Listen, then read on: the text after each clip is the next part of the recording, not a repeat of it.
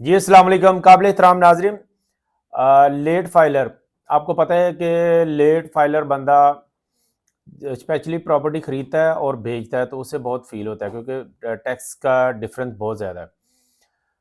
अब इस चीज़ में बहुत ही क्लियर है कि हर वो बंदा जिसने 31 अक्टूबर के बाद बगैर किसी एक्सटेंशन की एप्लीकेशन के टैक्स रिटर्न जमा करवाई है वो लेट फाइलर है। चाहे वो फर्स्ट टाइम भी हो रहा है वो भी लेट फाइलर है। लेकिन कुछ खुश नसीब ऐसे हैं कि वो अपनी टैक्स रिटर्न भले आज जमा कराएं यानी कि वक्त के बाद जमा करवा रहे हैं फिर भी वो रेगुलर फाइलर है। तो जनाब वो कौन से हैं?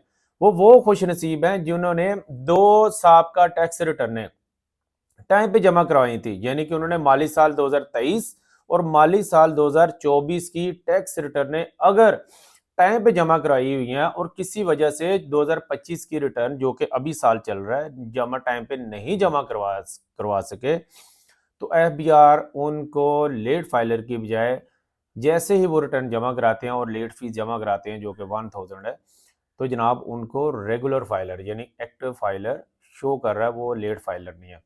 तो इससे पता ये चला कि हमें हत्तुल वसा कोशिश करनी चाहिए कि अपनी रिटर्न टाइम पे फाइल करवाएं।